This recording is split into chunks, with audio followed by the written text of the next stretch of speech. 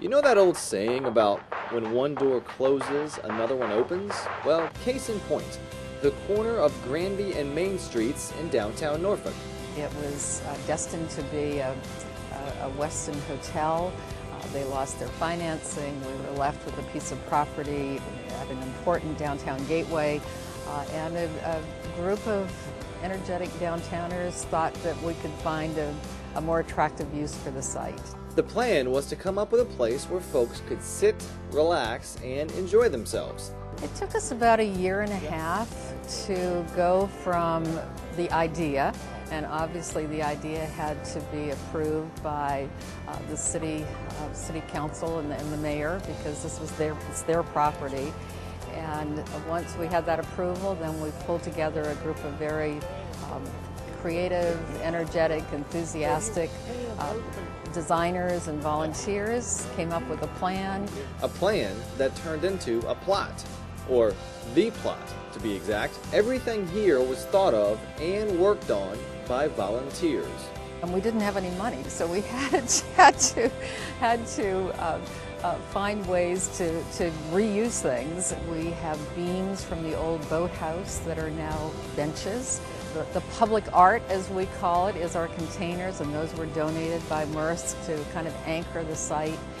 The lights that you see were donated by a lighting company. It just goes on and on. Virtually every plant here was planted by a volunteer, and the vast majority of the plants were donated. So I mean, the stories of what people have done, both in contributing time but also contributing actual things, is really truly amazing. Even more amazing, the simplicity of the name. We looked at a lot of different options, and it was a parking lot, and so people kept writing P.lot, and then all of a sudden somebody said, the idea of calling it the plot came about. And it works on a number of different levels. Obviously the grid that we have, it's like different plots of land, but it's also a place for many stories. The many stories that we hope will someday be on this site for a new office building or a new hotel. And then it's the stories of our volunteers who have gotten to know each other because of the work that they have done on the plot. All of this volunteer work is only the beginning. Phase 2 really goes beyond where the existing fence is.